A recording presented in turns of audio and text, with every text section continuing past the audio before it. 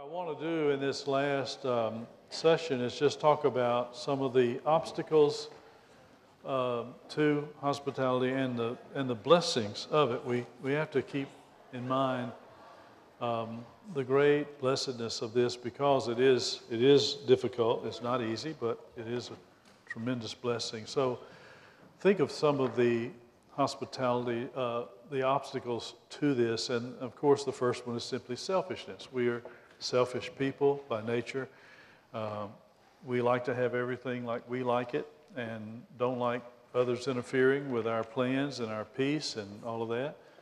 And hospitality is disruptive. It disrupts my desire to be left alone, and so I'll react against it. I don't like being inconvenienced. I don't like having to deal with outsiders inside my house, that kind of thing. And so it disrupts us. But the question again you have to ask is, look, is your peace and quiet more important than the good of others? And some people might say, yeah, it is. Well, that's the wrong spirit. But the Bible says, no, it isn't. We have to learn to die to that, and we have to seek to be, you live for others, not for yourself. So this is all part of dying to self. Salvation means becoming like Jesus. Well, that means laying down your life for your brothers. That means laying down your life for your friends, laying down your life for the world. So don't despise the opportunity to stir up others unto love and good works. Hospitality forces you to do something for others, which is it strikes a blow, it stabs selfishness, and the more you can stab selfishness, the better. I mean, that's just what you have to do. So this is one of those things that does that. The second thing, of course, is greed. We're reluctant to share what God has given us with others. Everybody's provision seems not enough in his own eyes. And certainly in times of difficulty and hardship, you just don't, you may actually not have enough at all to share. That's a possibility, and that happens, and it happens for some people. That's also a reality. But being generous doesn't mean, we have to keep this in mind too, being generous doesn't mean giving only those things you can't use or that you don't need. That's not really generosity. If you're only sharing from your superabundance, you really still are not reflecting the grace of God. We don't deserve anything, and yet God has given us all things richly to enjoy, and it's out of this sense of gratitude that we give then to others, so that just as God has graciously supplied us, so we seek to do this. And this is why generosity of the Macedonians in the Bible is so remarkable. Paul points it out so that you can know about it. In 2 Corinthians chapter 8, he says, I want you to know about this particular illustration. He said, the Macedonians have been amazing. He says, moreover, brethren, we make known to you the grace of God bestowed on the churches of Macedonia, that in a great trial of affliction, the abundance of their joy and their deep poverty abounded in riches of their liberality. For I bear you witness that according to their ability, yes, and beyond their ability, they were freely willing, imploring us with much urgency that we should receive the gift and the fellowship of the ministering to the saints. In other words, Paul has been appealing for the help for the people in Jerusalem. The people in Jerusalem were under persecution. They were losing property. Families were shutting out children, and children were cutting off parents. It was a bad situation. So he sent appeals out to the other churches, send gifts to Jerusalem. And he says that he would never have asked the churches of Macedonia for any gift because he knew that they were in great trouble. They were all poverty-stricken. They were all suffering. And he says, I wasn't going to ask them for anything, but they came to me. They said, you cannot allow us not to be partakers in this opportunity. We have to do it. And he says they did this out of their great poverty and out of much affliction. They gave far beyond what I could ever imagine. Now, we don't know what the Macedonians gave. It may not have been much at all. But Paul's point is, do you see the Spirit there? That's what generosity looks like. They don't give out of their abundance. They gave out of their small portion. They gave a portion of it. And that's the spirit of generosity.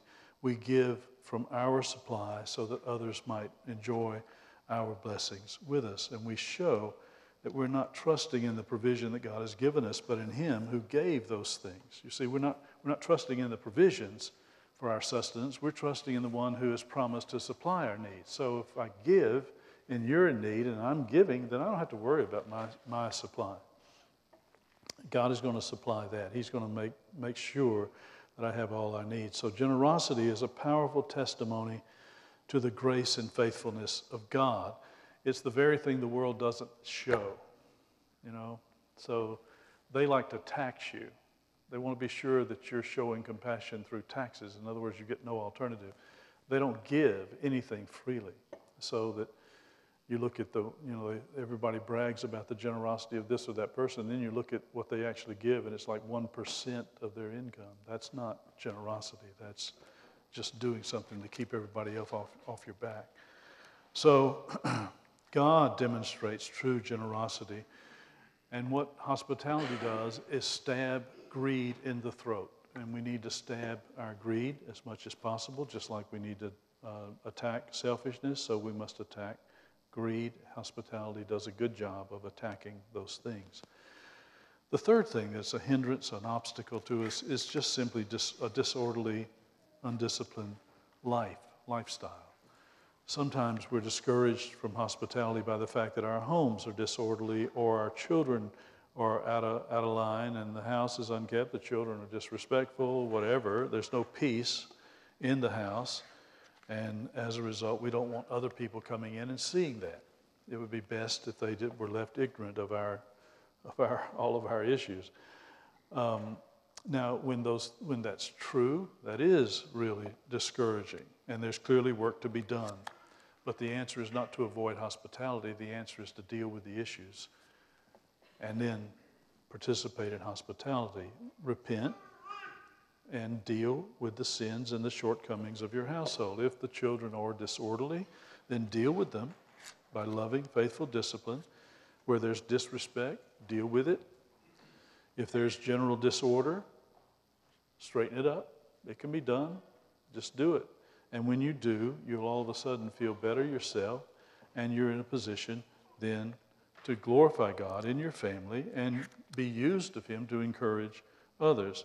The goal, you see, is making your home a haven not just for strangers, but for the people that live in it now. If your family doesn't enjoy your home, then strangers and guests are not going to enjoy it either. So in a real sense, hospitality begins with the members of your own household and making your home a haven for them. And if it is a haven for your family, it'll be a place of refuge and peace for people who need it. So if you got, if your family doesn't want to come home and be at home, then that's a bad sign, because nobody else is going to enjoy it either. Then the fourth obstacle is simply a lack of love for God's people. We just have to realize that one of the chief reasons we don't exercise hospitality is really this. We just, when it gets down to it, don't care about others. That's the truth. Where there is love for the brethren, there's a desire to encourage them and build them up and stir them to live faithfully and help them and strengthen them. We care about their well-being. We care about their cares and their burdens, and we seek to help them along with that.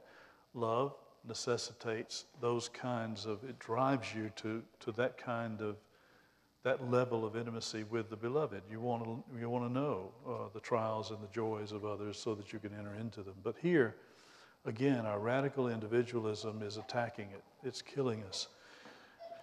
We miss the full significance of hospitality because we've been brought up to think of just ourselves and ourselves in relation to Jesus alone, me and Jesus, that attitude.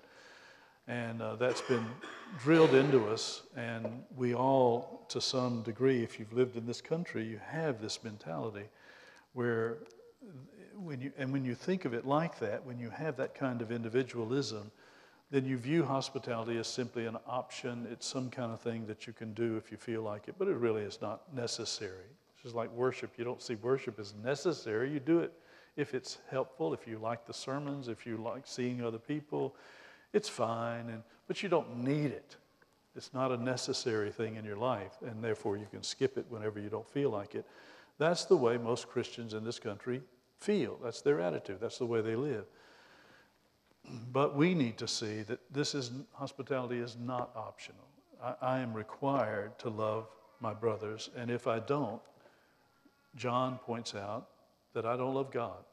And that needs to be taken to heart. You have to face up to the reality and quit thinking it's okay not to want to have anything to do with other people, especially those you don't particularly care about or you don't care for, or that they just seem weird to you, or they've got this interest that I think is stupid or dumb or whatever, and I just don't want to be around them. That spirit is not the way we're to live together. That's one of the big problems in our churches, is that very attitude. We have to learn to be like God. God loves sinners and those who've been delivered from sin. He is good to all, even though we all aggravate him and we all are obnoxious many times in his sight. He is good to all, and hospitality gives you the opportunity to learn to be like that, because everybody's obnoxious, everybody's an irritation at some point, everybody offends you at some point, and you've got to learn to persevere in love for them. Well, the only way that's going to happen is for you to just do it. If you just stay by yourself, you're going to think that you're really holy, and you're going to think you're really loving, when the fact is you're never around anybody that would force you to love them anyway, because love is only shown when it's provoked, when it's opposed. Love is only shown when it's hard to love somebody. God's love is shown in that while we were yet sinners, Christ died for us. We weren't the good guys, we were the bad guys. And Christ died for us. He loved us when we were the bad guys. That's the thing that shows the real love. And so you can't learn to love others unless you are given occasion to love them through their sins and offenses and irritating habits and obnoxious things and whatever else is true. All the things that are true of all of us at some level. That's just the way it is, but we've got to learn to love them, love those through those things, and allow love to cover a multitude of shortcomings, a multitude of sins. And then lastly, this is connected, of course, is the lack of love for Jesus himself. We don't like to put it this way, but this is actually what the Bible teaches us. Hospitality ultimately flows from a deep sense of gratitude to Jesus himself. He is the one. The one who's willing to be hospitable has learned the true marvel that God loved those, not that he didn't really know about, and just kind of decided to love them even though he didn't know them that well, but God loved those that he knew inside and out. He was not loving those in ignorance.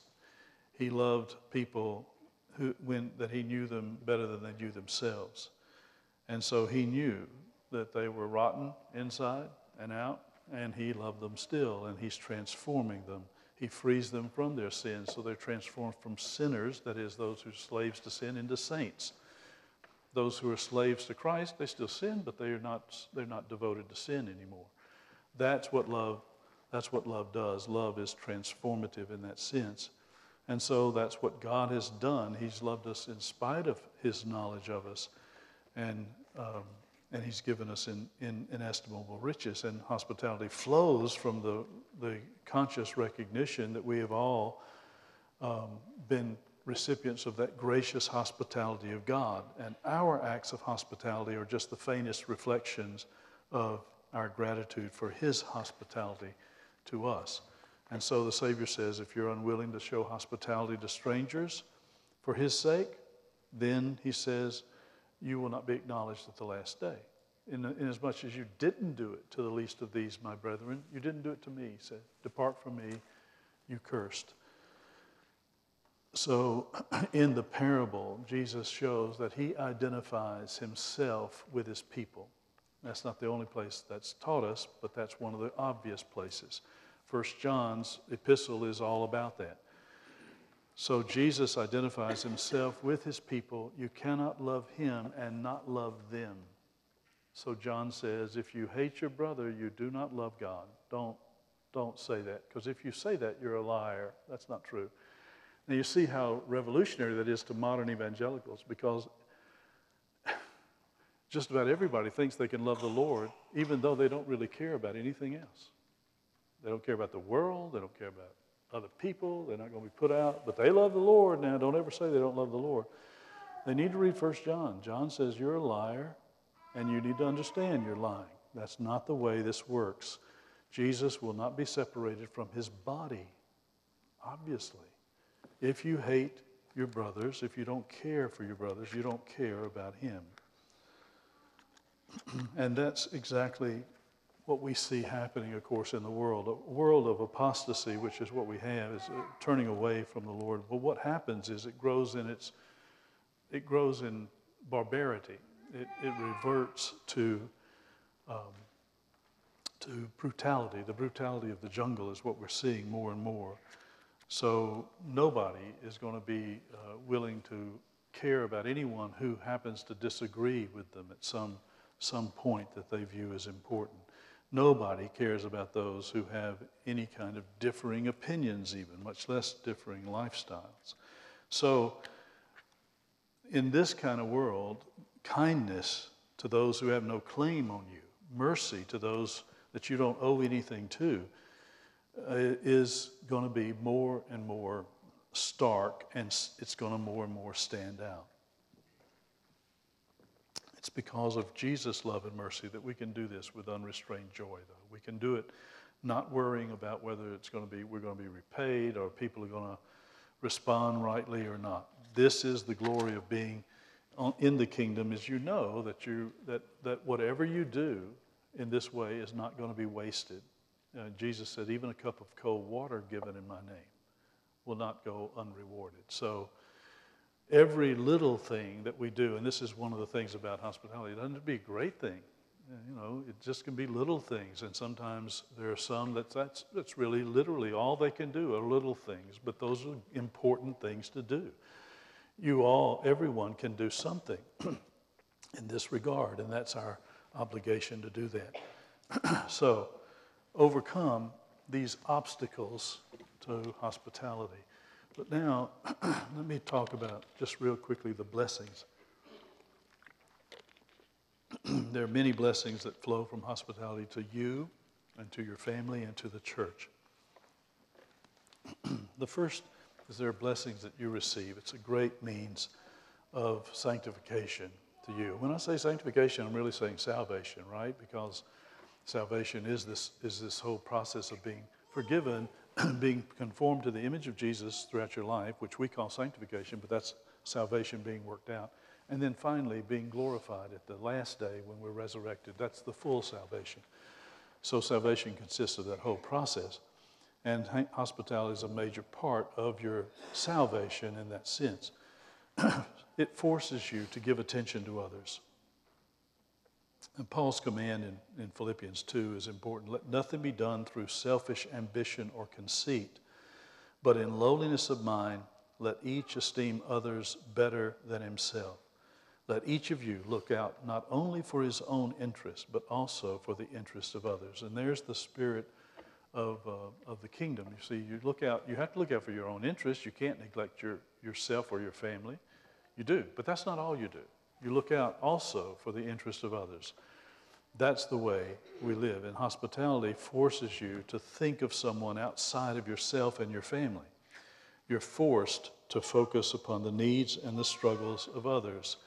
Or you get to enjoy the blessings and the joys of others, and that's all part of it too, because what is happening in any congregation, what you have is there are people that are suffering, and then there are people that are being really blessed. They're having a tremendous season of blessing, and the only way you can what happens is we learn as we commune with the suffering what it's like. We share in those sufferings, and then we share in the joys of those that are receiving great joyful blessings. Well, that's the way it ought to work. That's the way life is, and that's the way we live together.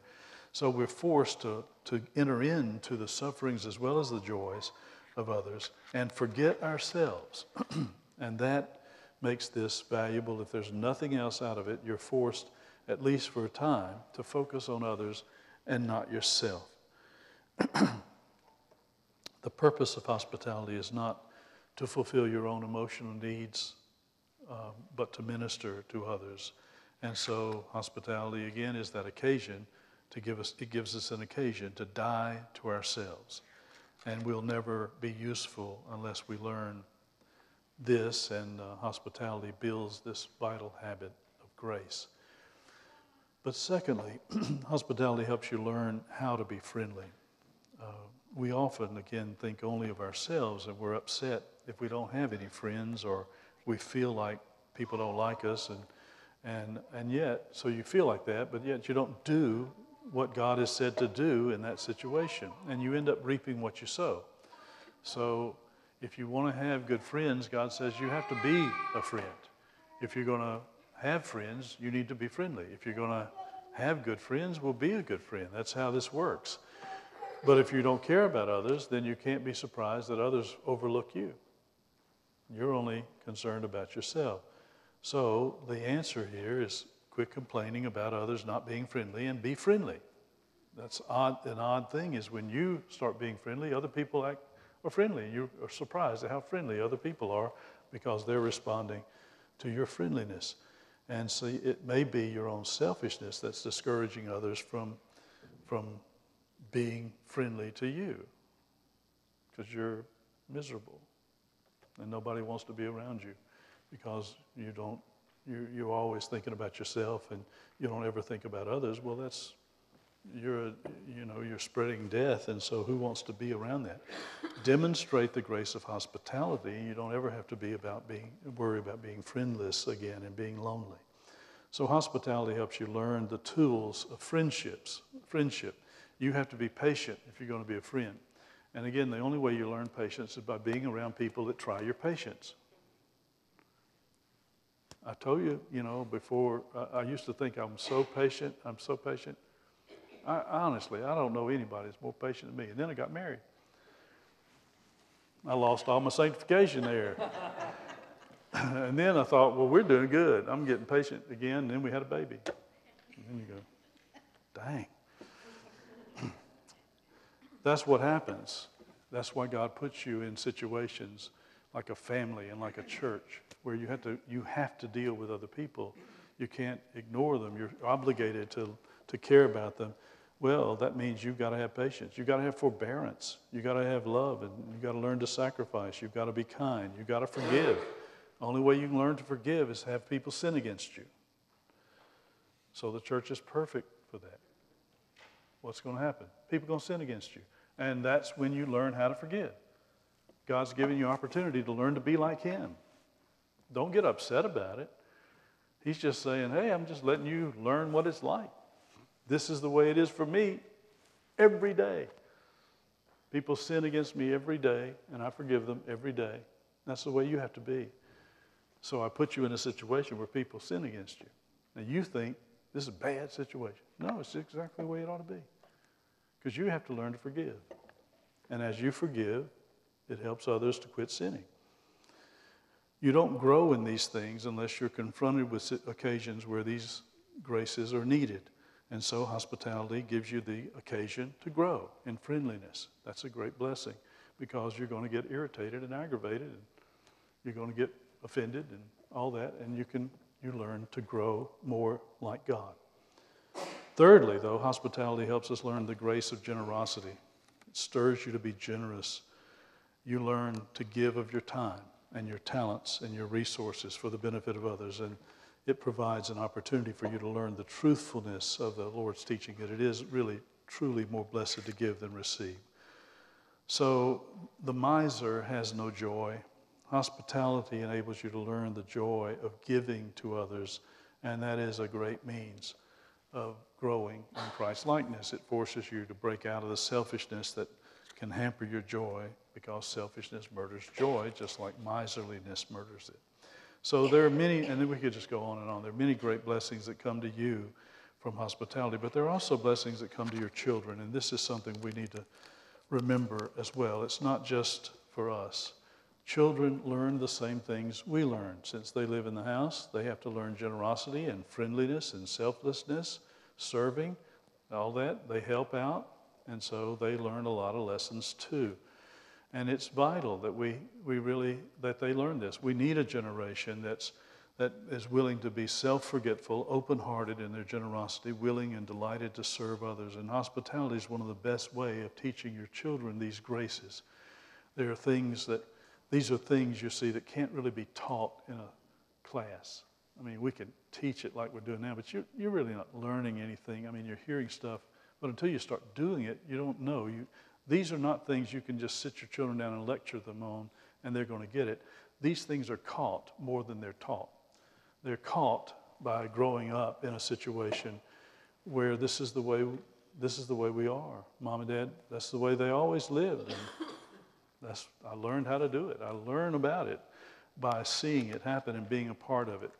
Being in a home that's open-hearted to visitors and friends is the greatest classroom for hospitality. And secondly, it enables them to see a living example of the joys of living in the kingdom. And that's so important just because of what we know about how Satan works and how Satan works on our children. There are a lot of things we tell them they can't do. And so what does Satan do? He focuses you on the things you can't do, just like he did with Adam and Eve. There's one tree they can't eat of. There may have been 500 trees they could eat of, but he's not interested in those. He's interested in the one tree you can't eat from. Is it true that God said you can't eat of the tree of the knowledge of good? And just asking, just want to know. Is that the way God is for you? And so you get focused on the thing you can't do, and you begin to think, well, I'm not having any fun. Everybody else has fun. I don't ever have any fun. We don't get to do anything. And your children grow up with that spirit. They don't understand, and because we don't let them see, no, that's nothing. That's nothing compared to what we do have. And we need one of the best things for our children is having a house that's filled with joyful celebration on a regular basis. It's just that's the way we live. We have a house that we show generosity, and we're happy to be able to do that. We welcome others to come in. And when that is the way your house operates, it's hard then for the children to grow up thinking non-Christians have all the fun. Really, if they hear that, they're going to say, what? How could you say that? We had the most fun of all growing up. That's the way it was in our house, and that's what they should be. So our homes should be places where God's grace is celebrated regularly in very obvious ways, as well as the normal ways. It's always being celebrated in our houses. Whenever we sit down to eat, we give thanks, so we're celebrating God's good to us. But it's more obvious when it's a special time, when it's a time when others are here, strangers are here, non-family members are present, and we're having this kind of fun. That's the thing that they need to see. Now, this doesn't mean, of course, that your house should be an unending party. That would be deadly. You couldn't survive that. We need times of peace and quiet. We need times where nothing's going on so that you can rest. That's all necessary for being recreation. But the point is, we have to give our children tangible, visible examples of the fact that Jesus grants his people joy unspeakable and full of glory.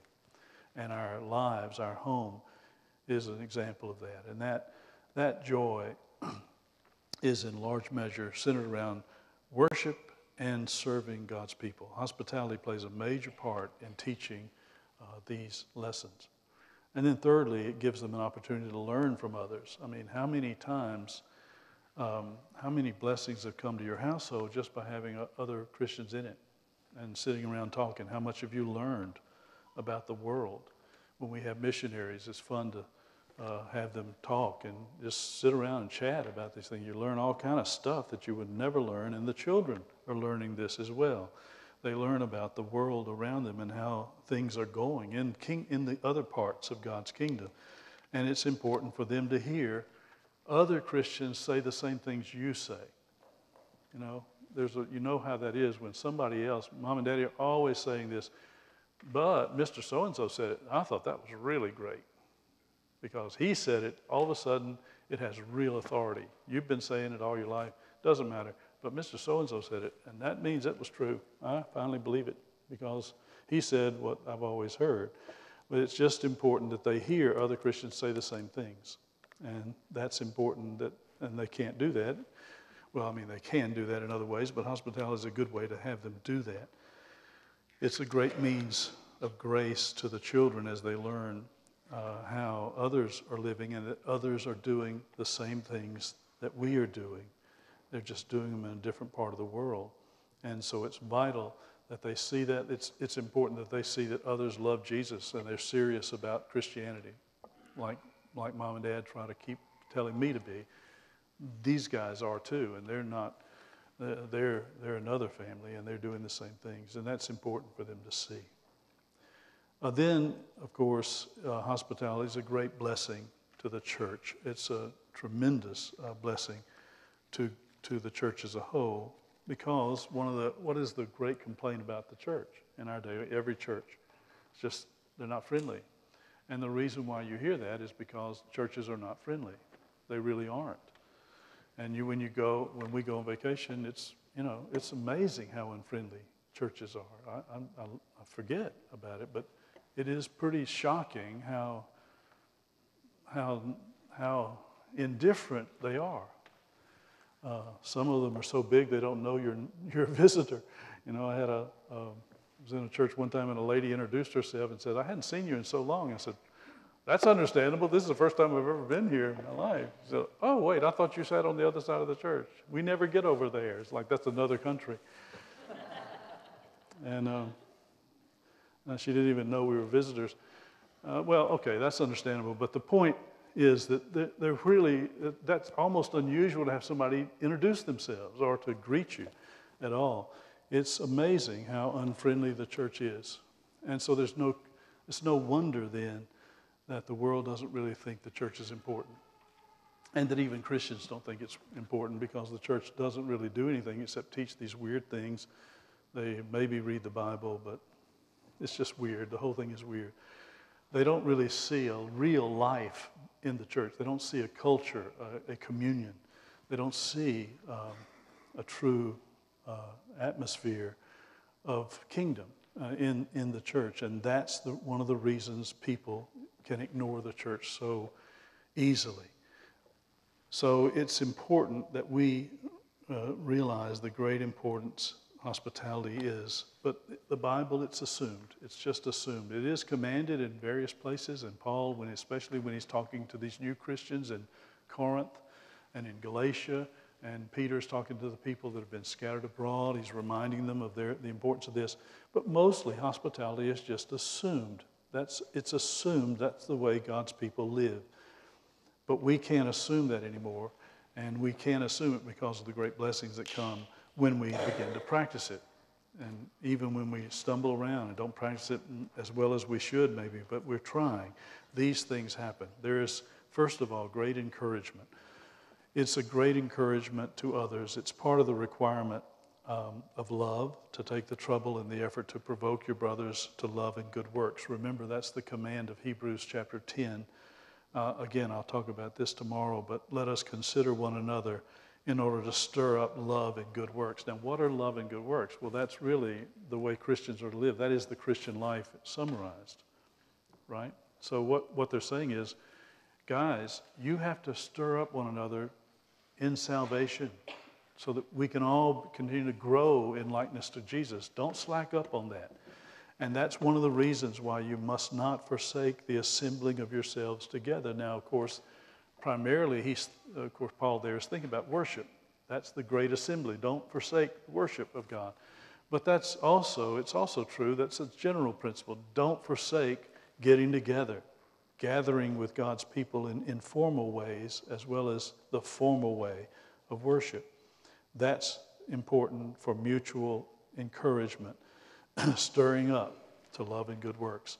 Hospitality gives us an opportunity to express our love for others in tangible ways. It's not enough that love be in your heart.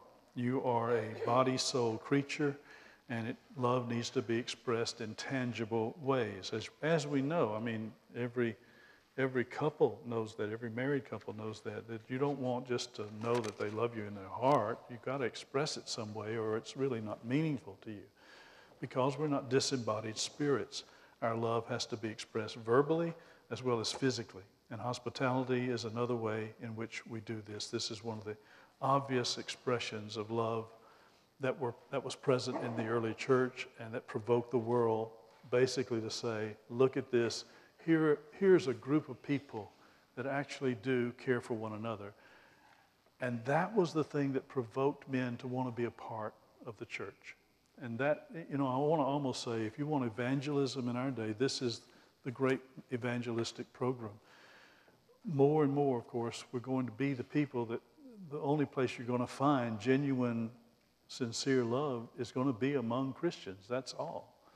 And so as the world continues to degrade, then this becomes all the more important.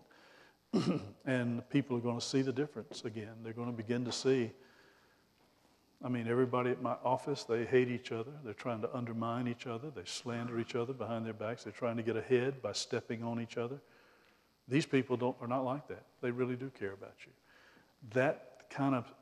This stark difference is going to become more and more stark.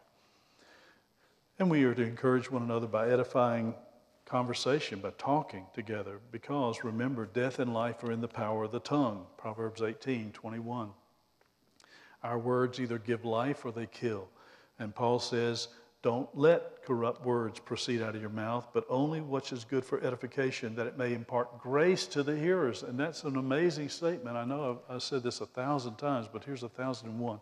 It's amazing to hear Paul say that when you speak like you should, that imparts grace.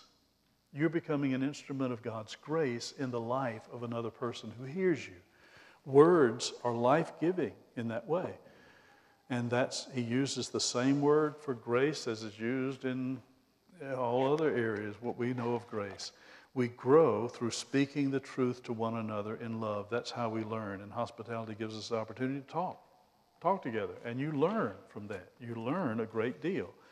One of God's ordained means of keeping us in the way of righteousness is the exhortation of good friends. He says in Hebrews 3, don't let any root of bitterness grow, but exhort one another day after day, as long as it's called today, lest any of you be hardened by the deceitfulness of sin. You're not meant to deal with sin by yourself. You're supposed to have help. You can't battle sin in isolation. You need the comfort and exhortation and rebuke and instruction and sympathy and compassion and sometimes the fussing of a friend to make you deal with things. That's the way we are created. We're to be instruments of God's grace to one another, and that's how this works. Nothing is more encouraging than having the truth explained and applied to you. So, Proverbs 27, ointment and perfume delight the heart, and the sweetness of a man's friend gives delight by hearty counsel. Hospitality gives us opportunity to laugh together. And that, you think, well, that's kind of silly. No, it isn't. The Bible makes that to a very important thing. Listen to Ecclesiastes 10. A feast is made for laughter. Why do you have a feast? Well, so you can laugh. You get a chance to laugh out loud. And that's good for you. It's very good for you. It's very important for you to do that. And I don't mean just helps your physical, your diaphragm gets stronger and all this physical things they talk about a laugh. I'm talking about your whole body, your soul. It's good for your life to laugh. And why is that so? Well, laughter reminds us that God rules over everything and that our sins and our ignorance and the opposition of the ungodly is not going to stop his glorious purposes from being brought to pass. Victory is assured. And there's no time to be worried. There's no time to be upset and morose. History is the great comedy of God. He is working his purposes in the earth. And what looks like a disaster is going to end up right. It may look like the worst thing in the world, but he's going to work it out for good. That's funny. Because Satan thinks he's undermining everything. And he's not. It's hilarious. He thinks he's doing everything and the world is going to pot. And it's not. God's just working in mysterious ways that we can't see. And that's funny. It's funny that the world thinks they're winning when they're not. It's funny that Satan thinks he's won when he hasn't. These things are something to laugh about. Just like God who sits in the heaven laughs at those who oppose him and his son. He holds them in derision because he knows you can't win. That's like ants plotting against an elephant. They're going to lose.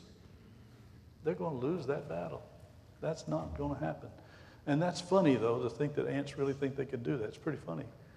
That's the way it is. History is that way. What looks like a bad thing, God works together for good, and he spreads a table before us in the presence of our enemies so that we can laugh in their faces.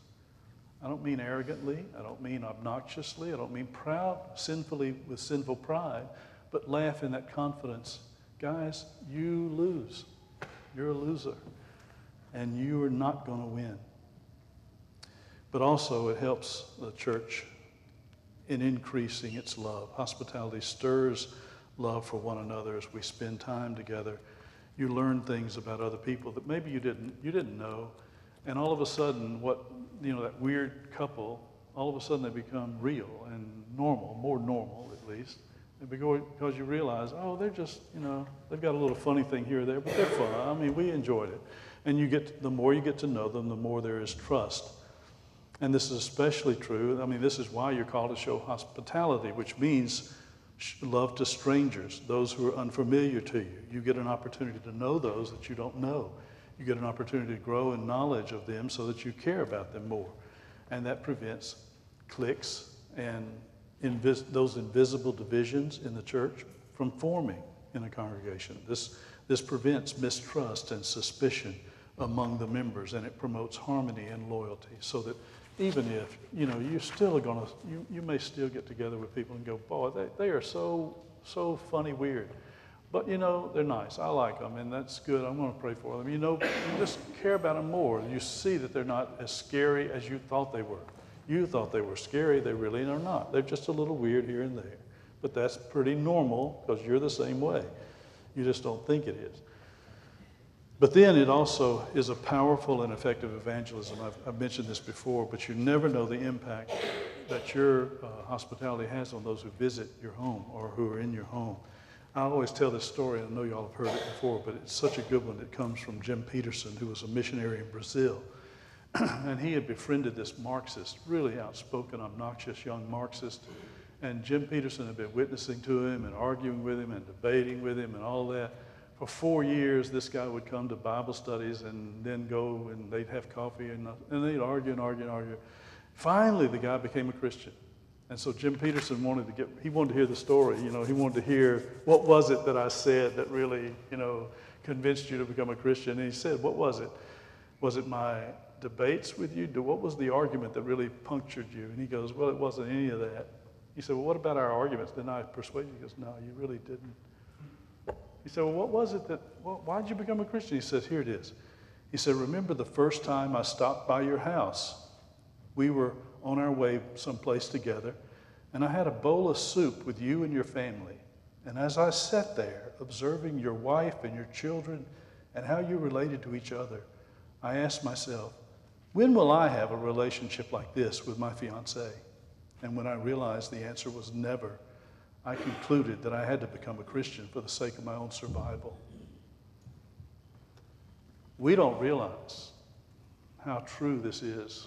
There are people out there, they think they've got the answers until they see you. They see your life and they see your family. And then all of a sudden they begin to see, I don't have life. And I can't live without that. I got to have that. And the only way I can have that is to become a Christian. How much is accomplished by allowing others just to be with your family? There are those in this world that will never have an experience of a godly family except what you allow them to have in your house, with you and your family. And these are just a few of the benefits of hospitality. Somebody might say, yeah, but you're just forgetting about the cost. And so I say, no, let's talk about the cost. What are the costs? It's expensive, not necessarily in money, but it costs you. It doesn't cost you much necessarily financially, but it is expensive in other ways. It's expensive in time. It's expensive in inconvenience. It's expensive in the trouble. It's expensive in the wear and tear on your home and the furnishings. They wear out. It's expensive in the wear and tear on your emotions and on you physically, on your privacy, on your peace and quiet. There's a lot of expense involved. But here's the question. What is all that compared to being used by God to build up other people and even to see unbelievers come into the kingdom? How can you compare a nice, neat, unmussed home with this? How can you compare with extra money you might spend to show hospitality and think that that's more precious than the good you might do for God's people and for yourself and for your children and for your kingdom? An untroubled life is a useless life. If everything is going your way and it's so easy, then you know you're not really living in the way you ought to live. Biblical hospitality doesn't require a lot of money, but it does require investment of time and concern. And if you say, well, that's the problem, I just don't have the time, then my answer is, well, then you're too busy. You need to cut out some things. Change your schedule. You have to schedule time to be with others and commune with others. Hospitality is one of the great privileges in this life, and the great poverty of the modern church is not monetary. There's plenty of money, but it's a poverty of spirit. Remember that the early Protestants had an accusation brought against them, and the accusation from the Roman Catholics was that their faith was too good, too joyful to be true. It's too happy, too glad to be true, they said. Well, that ought to be the accusation of everybody against us. You are too glad to be right. You're too happy. That's ought to be the way it is, because that's exactly the truth. We are should be so amazingly joyful that people can't believe that this is really accurately true. So we think, the world thinks that what we believe is poisonous, it's deadly, it's dreary, it's confining, and they need to see that this is life. This is what life really is. We need to show that we are the ones who can eat and drink and be merry. Go and eat your bread with joy, drink your wine with a merry heart, for God has abundantly accepted your works. That's the spirit of hospitality. Okay, what about...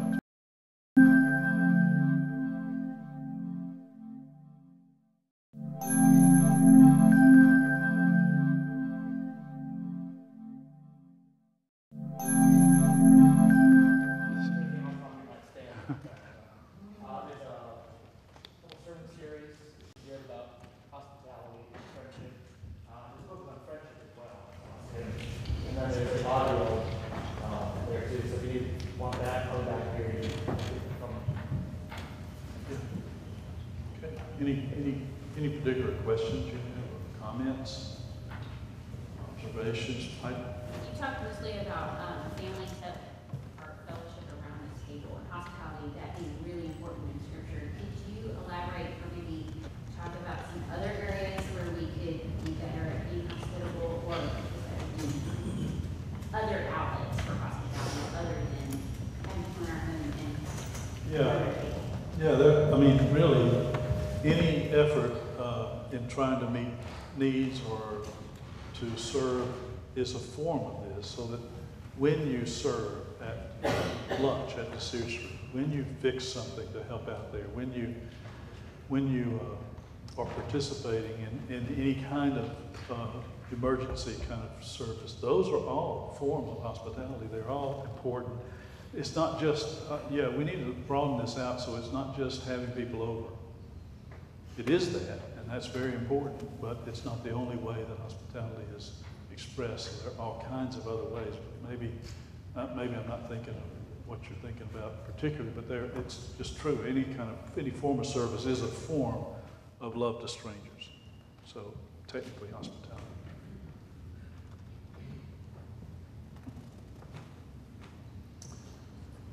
And that's true in service at the church. I mean, we're always in need of things being done, and you're probably, if you do it, probably everybody's going to forget to thank you for it and that kind of stuff. It just happens over and over again. But you got to realize, well, God knows I did it. I mean, that's all I really care about is trying to be helpful to other people. Whether or not you get the acclaim for it is a secondary thing. That doesn't mean that people shouldn't be thankful. It just means that the reality is most things go unnoticed that are very, very important, that couldn't be done otherwise. And that's true of everything that happens.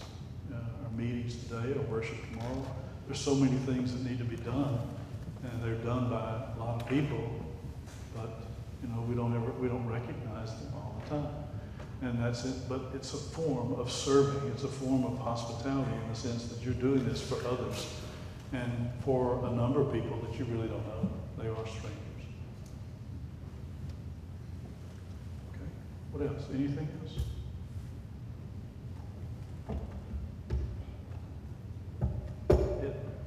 How about in relation to immigration? I'm so glad you asked that.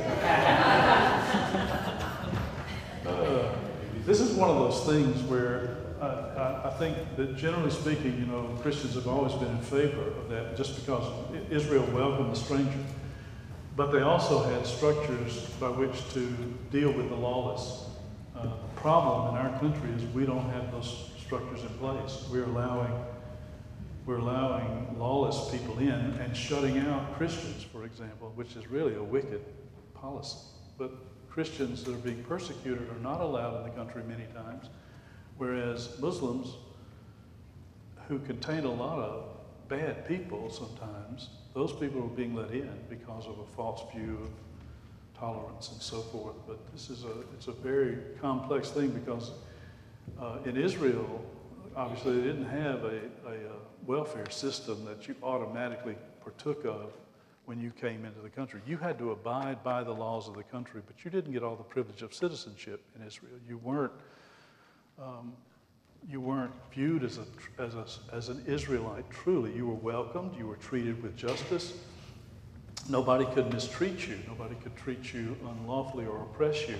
But you didn't have the privilege that all Israelites have. And that the problem with our policies is that we have this false view of equality, that we feel like we have to give everybody everything we have.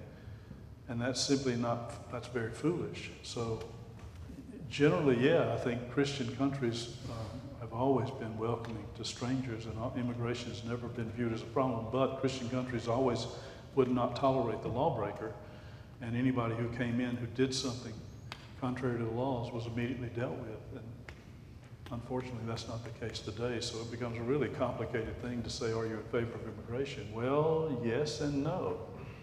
I'm not sure I want all these Syrians coming in, given what we know are coming with them. I'm not sure that that's a wise policy, given the fact that we will not try to vet them. We won't try to examine their past, and sometimes you can't. They just are. They're criminals and thieves and murderers, and they haven't been caught because they've been allowed to do that officially. So it's a very difficult thing. So the answer is yes and no. Decisive. That's a big deal there, That's a pretty big deal. Huh?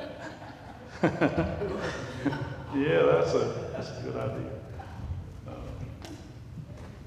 Yeah, you really can't. That's a good point, because it shows how you really can't equate one-to-one. There's not a one-to-one correspondence between what Israel did and what we can do. We just can't do it the same way. Though there are things that we ought to desire. Hospitality teaches you, you be open to the stranger. You don't shun them. And the reason why God allowed strangers to come into Israel, of course, was so that they would see life, see what real life was like, and the idea that they would want to be followers of the true God and leave their idols behind. That's also why He allowed Israelites to purchase slaves. It's not saying slavery is the great thing, we ought to keep slavery. It's just saying, no, the point is slavery is a reality in the world. And so when one of the major slave routes was right through the middle of Israel, God said, yeah, purchase them and bring them in your house. Circumcise them right away. Poor guys. But there they, all of a sudden they're right there, and they're made part of the people, and they grow up in a house that they're learning the law, they're learning the word, and they're living in a totally different way. And the idea would be they would become faithful people, and they'd be delivered from their bondage. So so you pay the redemption price for them. You take them on. It's all a picture of what Jesus does for us. So that's why it was done in Israel. But you can't do a one-to-one thing with that either. Okay. Any other things?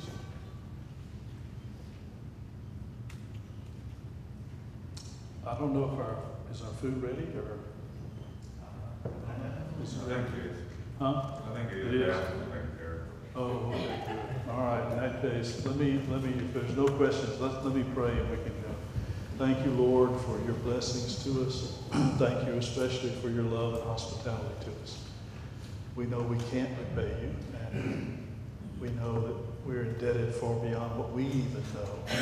But we do praise you and thank you for your kindness, your love, your compassion, your mercy. Help us to be like-minded. Help us to be kind, compassionate, merciful to others as well.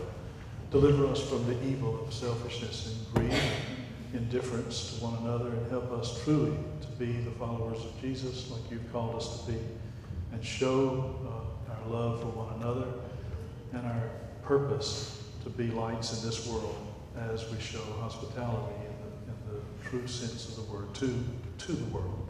Strengthen us now. Thank you again for good food. Help us to enjoy it, nourish us with it, and bless our time. Continue to bless our time together for Jesus' sake. Amen. Amen.